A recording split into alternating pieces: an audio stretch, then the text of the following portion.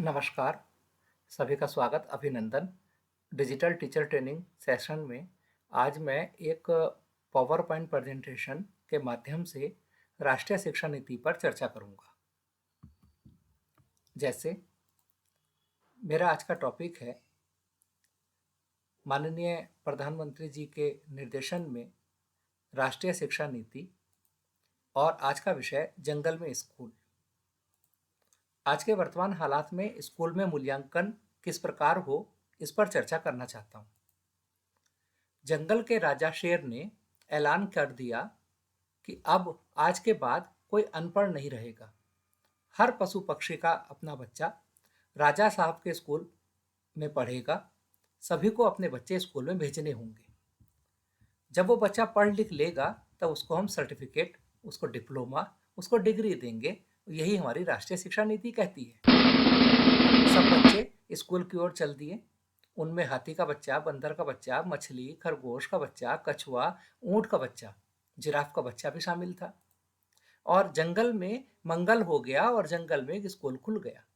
उस स्कूल में अध्यापक थे मिस्टर भालू और कुछ अध्यापक अध्यापिकाएं भी नियुक्त हुई।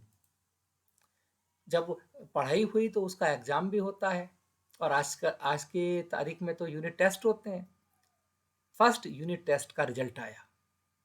परिणाम चौंकाने वाले थे। हाथी का बच्चा फेल हो गया। सबने पूछा किस सब्जेक्ट में फेल हो गया जी? पेड़ पर चढ़ने में फेल हो गया हाथी का बच्चा। अब क्या करें? सभी रिलेटिव्स में, आसपास नेबर्स में, पड़ोसी में, आसपास एक खबर फैल गई कि हाथी का बच्चा फेल हो गया।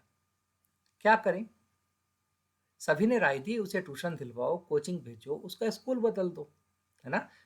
अब हाथी की जिंदगी का एक ही मकसद था, और विशेष रूप से कहूं तो हाथी के परिवार का एक ही मकसद था कि हाथी के बच्चे को पेड़ पर चढ़ने में टॉप कराना है। किसी तरह साल बीता, फाइनल रिजल्ट आना ही था, आया। उस फाइनल रिजल्ट में हाथी, ऊंट, जिराफ सबके बच्चे फेल हो गए। बंदर की औलाद फर्स्ट आई, जो कि आनी ही थी, क्योंकि टेस्ट क्या था? पेड़ पर चढ़ना। राजा ने स्टेज पर बुलाकर बंदर के बच्चे को मेडल दिया। बंदर का बच्चे ने आइसक्रीम खाकर, इधर उधर उछल कूद करके, कलाबाजियां दिखाकर, गुलाटियां मारी, खुशी का इजहार करने लगा। और पूरा परिवार लग गया व्हाट्सएप पर स्टेटस लगाने में, है ना, कि मेरे बच्चे ने टॉप किया। ट्विटर, फेसबुक और इंस्टाग्राम, जितने भी सोशल मीडिया, कोई नहीं छोड़ी गई। परिवार के द्वारा सबको लाद दिया गया कि मेरे बच्चे ने पेड़ पर चढ़ने में टॉप किया है। उधर अपमानित महसूस कर रहे हाथी, ऊंट और जिराफ ने अपने अपने बच्चे कूट दिए। नालायकों, इतने महंगे स्कूल में पढ़ाते हैं तुमको, सभी को ट्यूशन लगवाया, कोचिंग लगवाया, सब बेकार, और फिर भी आज तक तुम पेड़ पर चढ़ना नहीं सीखे। सीखो। अक्सर यही कहा जाता है ना परिवार में कि सीखो, फला के बच्चे से कुछ सीखो। तो वहां कहा गया सीखो, बंदर के बच्चे से सीखो, कुछ पढ़ाई पर ध्यान दो। मछली भी फेल हुई। हालांकि मछली स्विमिंग में फर्स्ट आई, पर बाकी सब्जेक्ट में तो फेल ही थी। मास्टरनी बोली, आपकी बेटी के साथ अटेंडेंस की प्रॉब्लम है। अधिकतर अध्यापक अध्यापिका से पूछा जाता है कि भाई मेरा बच्चा फेल क्यों हो गया?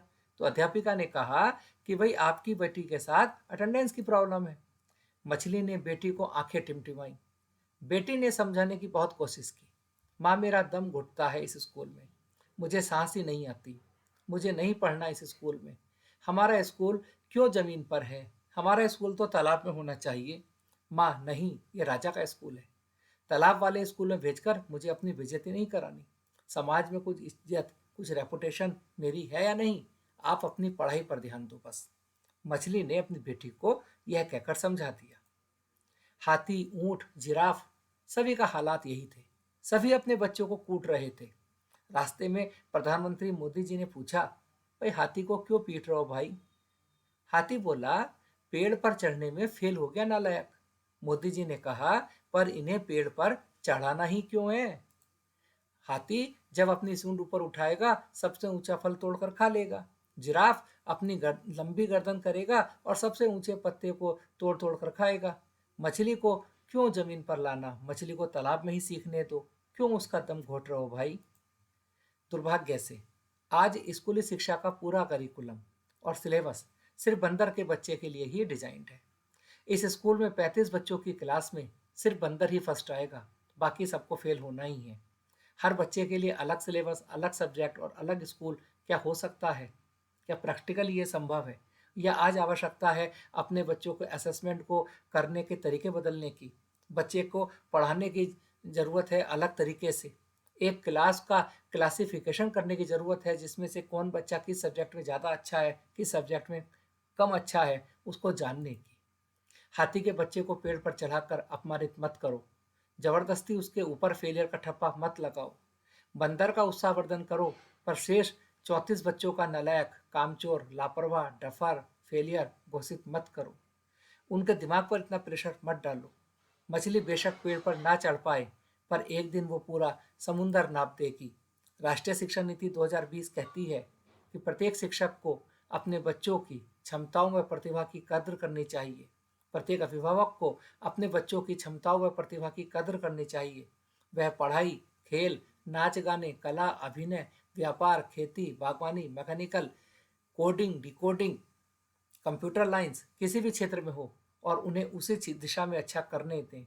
जरूरी नहीं कि सभी बच्चे पढ़ने में ही अव्वल हों, बस ज़रूरत है उनमें अच्छे संस्कार व नैतिक मूल्यों की, जिससे बच्चे गलत रास्ता ना चुनें, एक जीवन रूपी एक प्रेशर को झेल सकें।